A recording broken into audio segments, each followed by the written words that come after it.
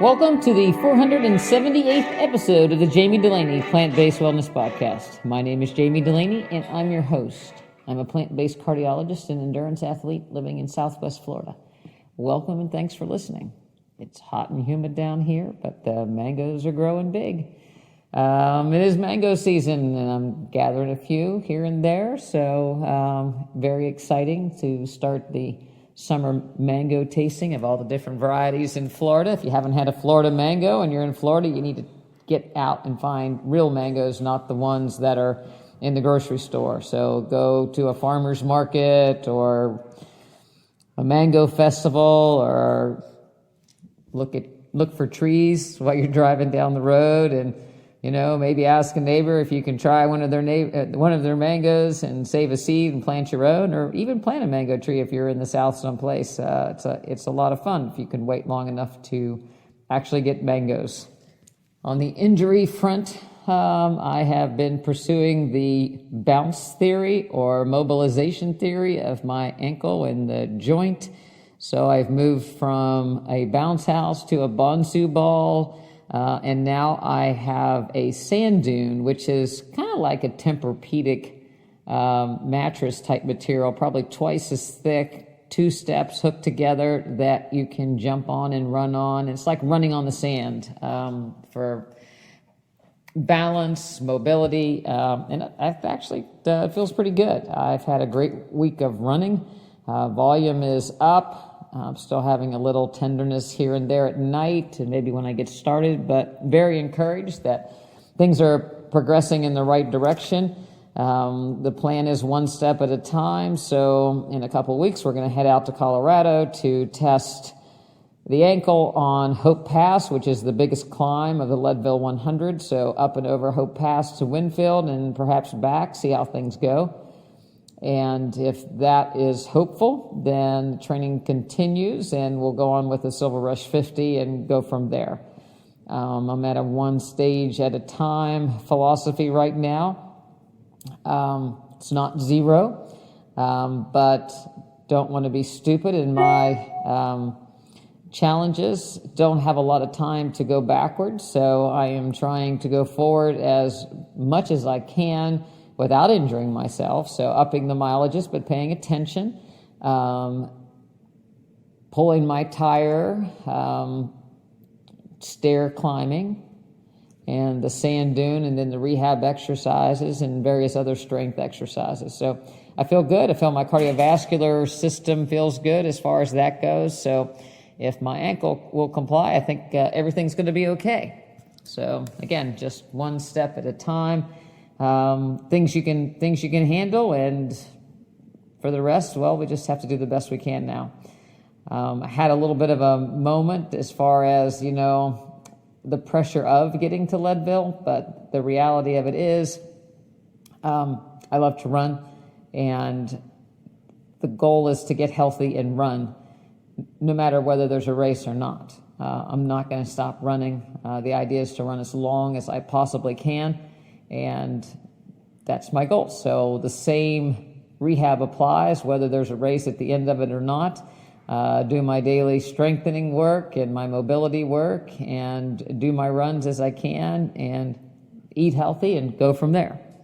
One thing that I have talked about before and I like to include in my diet almost on a daily basis is the consumption of mushrooms. And there is actually a study done in Science Daily that was a meta-analysis of 17 cancer studies following over 19,000 patients from 1966 to 2020. And they looked at mushroom intake and cancer, predominantly breast cancer, but some colon cancer and other cancers, and noted that 18 grams of mushrooms a day associated with a 45% decreased risk in cancer. Again, breast cancer was the most affected, but other cancers were too. People ask what kind of mushrooms? All kinds. So even your white and baby bellas have anti-cancer properties, but certainly shiitake and maitake and king oyster are the highest. There are mushroom powders out there. You got to make sure you're getting a reputable source. If you want to add those to soups, that's a great thing. But it's thought that the benefits of the mushrooms come from an amino acid that they contained. One of the most of any vegetable is called ergodothionine, which is a cell protector and antioxidant. So it's always good to hear more supporting studies of mushrooms. Try to incorporate it in your diet. If you don't like them,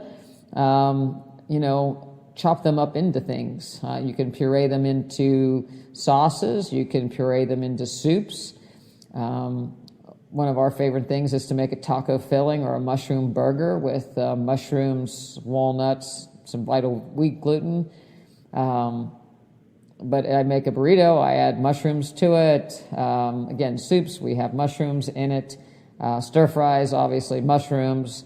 And it's just a great thing to give flavor. And it, if you haven't eaten meat for a long time, you can say that it gives a meaty flavor to things. I think it does, but again, I haven't had meat in a long time, so the bar's pretty low for me. Another study looking at the mechanism of the GLP-1 receptor agonists, such as Ozempic and other of the weight loss and diabetic medications. We've talked about how it decreases gastric or stomach emptying, making people feel full. It works on the brain to decrease hunger sensation, decrease appetite. Some of the side effects central could be depression, but a recent study started to look at they actually can be associated with an increased heart rate.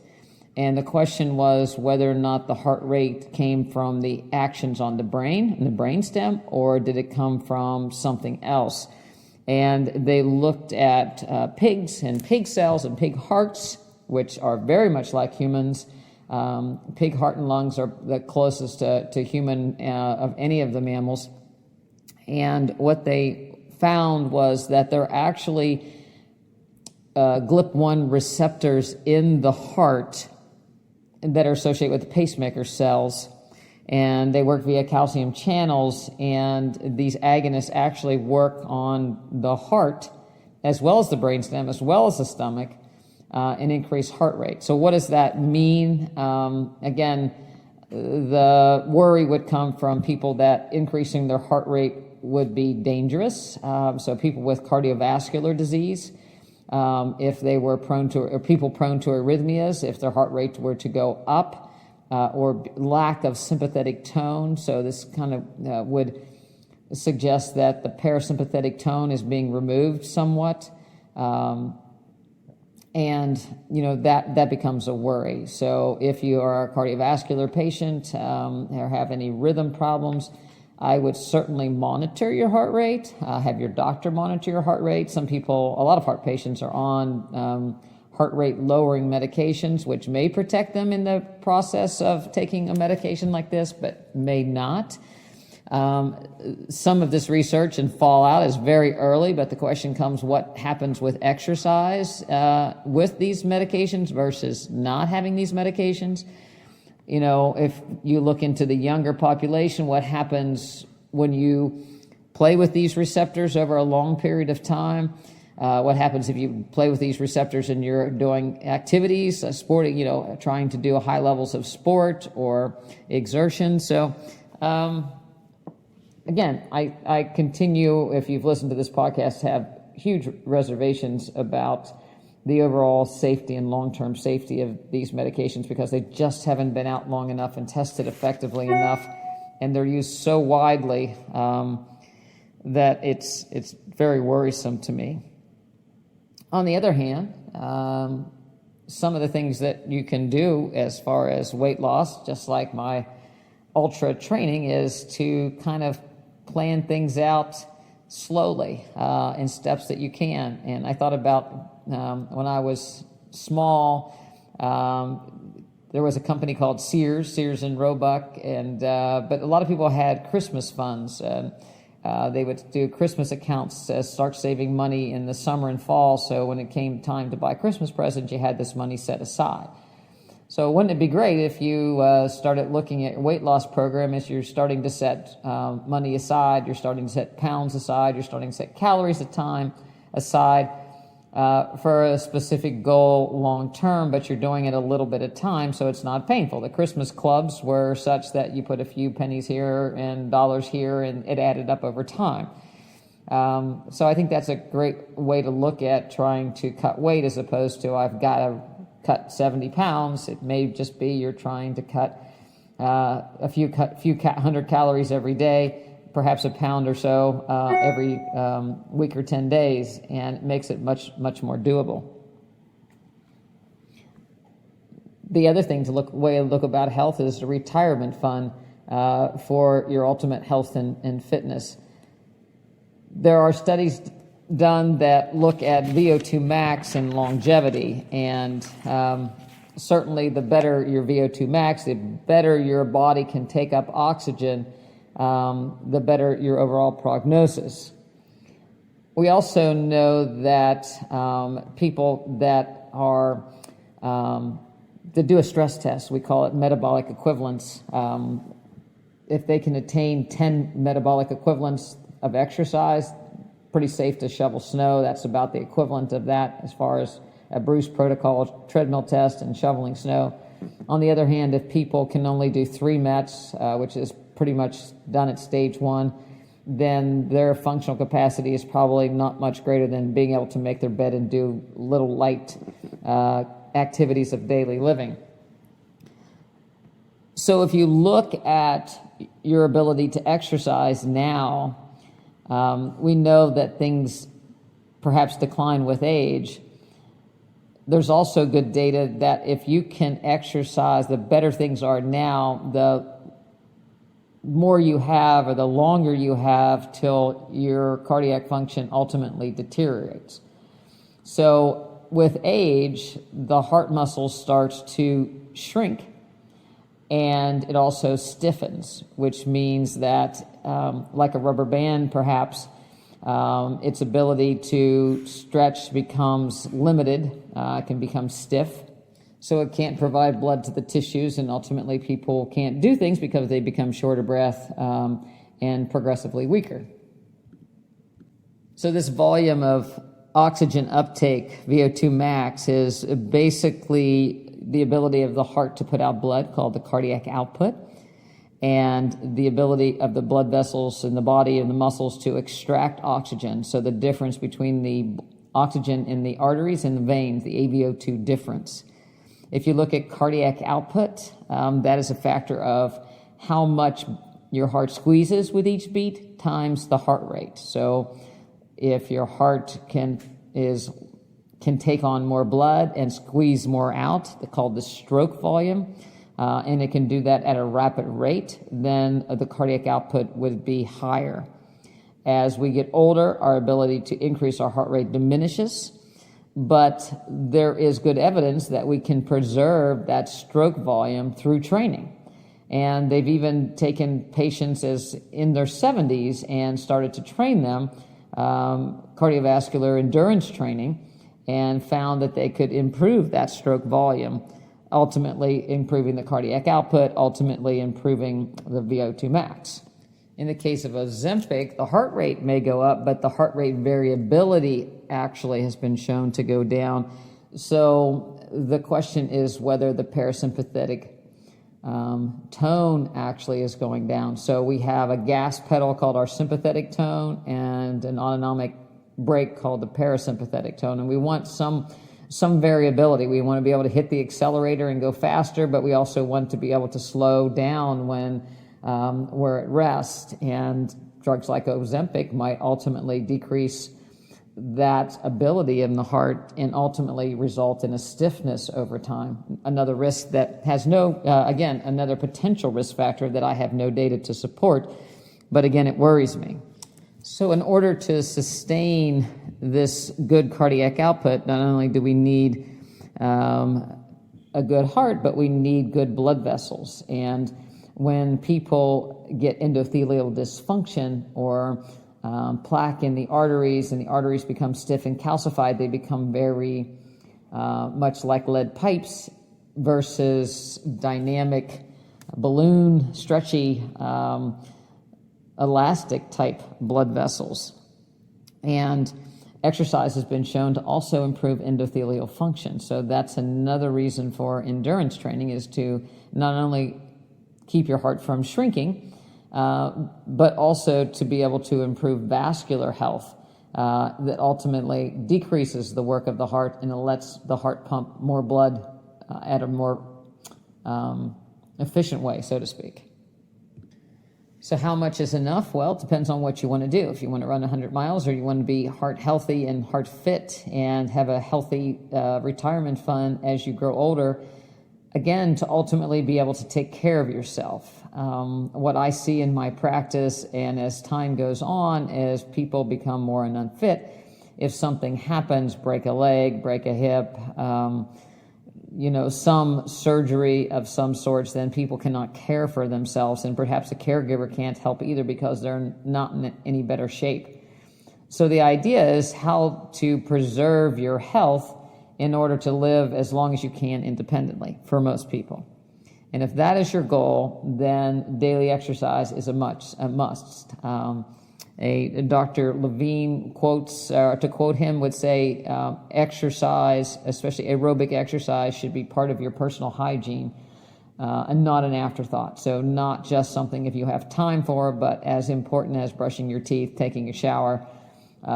Exercise needs to be a part of that, and it needs to be prolonged enough that you're actually accomplishing something. So endurance activity, walking an hour a day, getting your heart rate up, perhaps one day a week where your heart rate gets up, you rev the engine a little bit, and some strength training as well to again keep the mitochondria going and to keep muscle function and muscle tone preserved.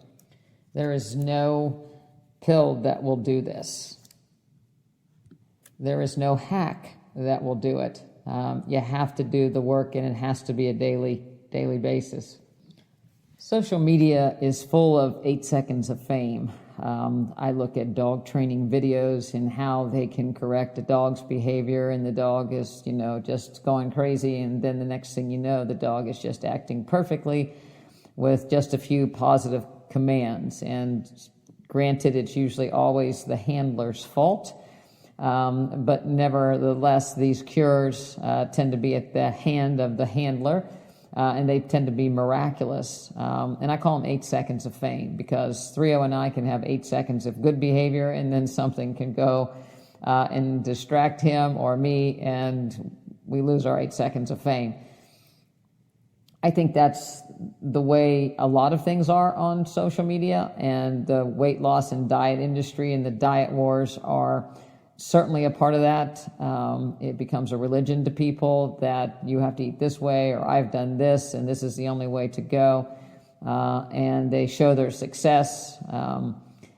Doctors not, wearing tight shirts or not shirts, and showing before and after pictures, and to prove that, they're doing the right way of diet. And this week I came upon a post where someone was bragging about their low-carb, high-fat diet being the only way to go, and being, what he practices in his practice, showing his before and after pictures, and even showing the percentage of macronutrients that he eats. And the one thing that caught my attention was 50 grams of fiber on a ketogenic diet.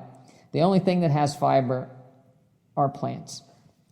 And 25 grams of carbohydrates is not going to result in 50 grams of fiber. Can't happen, doesn't happen. I guess he could eat sawdust, and that would be a caloric zero in that account. But my question would be, if you agree that a high-fiber diet is good, a high-fiber diet will feed good gut microbes that a ketogenic high-fat diet is not going to support. So you got to go one way or another. As far as, so if you believe in the power of plants, the power of fiber, the power of a gut microbiome, then a high-fat diet is not going to be able to produce that, because animal products don't contain fiber, don't contain the antioxidants, such as the cancer-fighting properties of mushrooms. So people are always looking for the magic bullet. Suck the vitamin C out of fruit, suck the good things out, but don't eat the whole fruit or the whole vegetable. There was also a ketogenic diet study that looked at, and there have been some papers that showed, and we all, the controversy is the Warburg effect, that sugar feeds cancer cells and the metabolism of cancer cells is altered, so they go through a lot of sugar. And if you starve the cancer cell, then you'll reverse the cancer.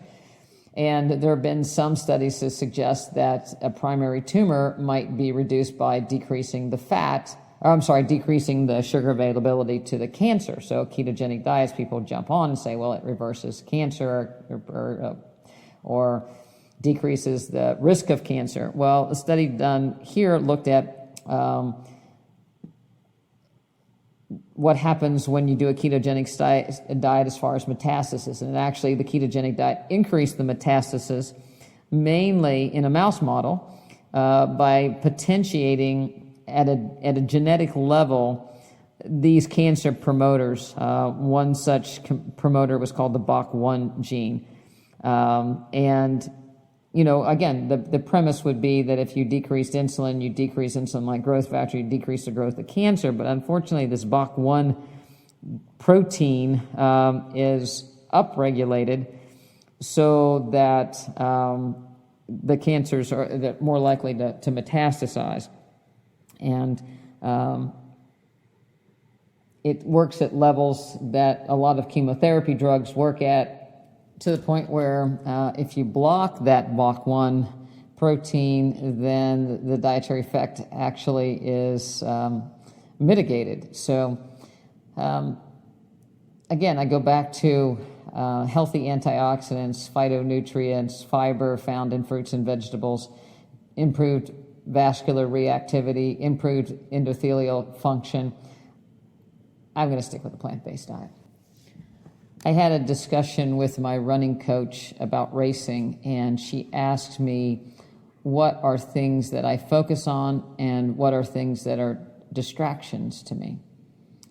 And I couldn't think of any distractions, because when I am out on the trail or even out on the streets, but particularly out on the trail, in the mountains, in the woods, I don't have any distractions. I am at one with nature, one with my running, and I'm completely focused on what I am doing in the moment, and that's why I love it so much. It allows me to find peace from some of the difficult moments of life and perhaps my practice. Can't believe I just said practice.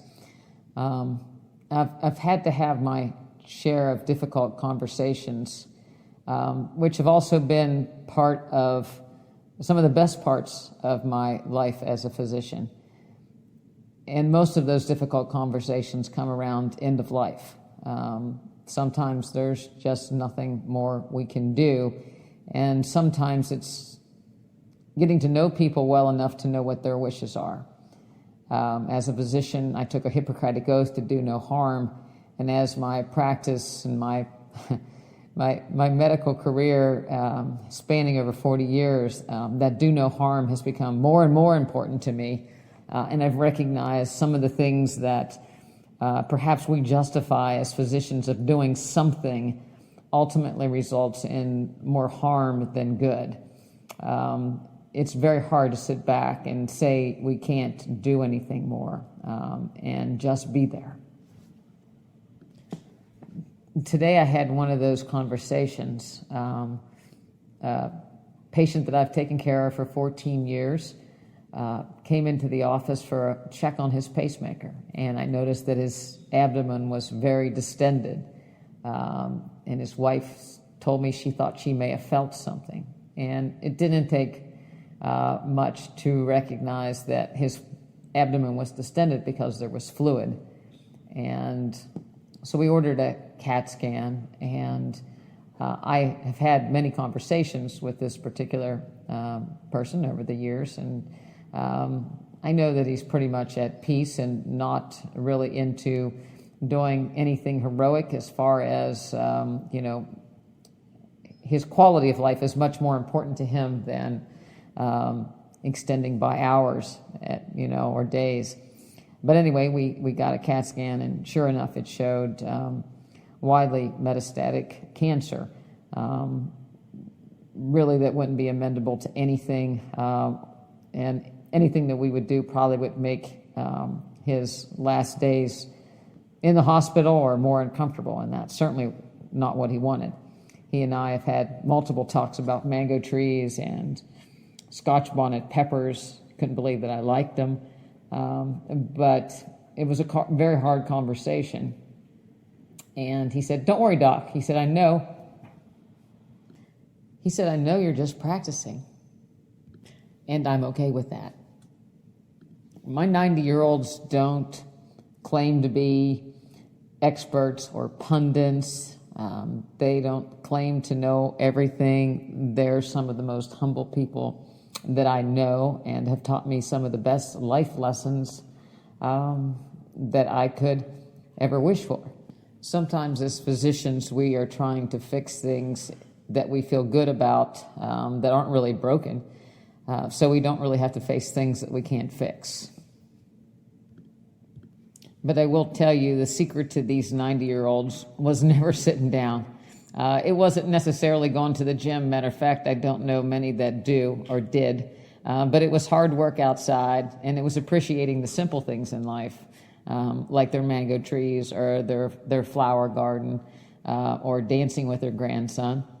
Human interaction with animals, interaction with nature and the world, not social media or posts or likes or anything along those lines.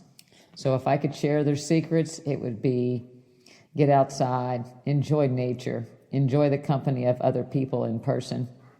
Don't take yourself too serious, and just eat simple whole foods. Not too much, mainly plants.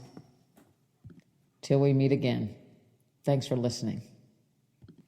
If you want to be part of our practice family, go over and check it out, drdulaney.com, DoctorDulaney. We'd love to have you, share some life experiences with you, maybe even talk about mangoes. Thanks for listening.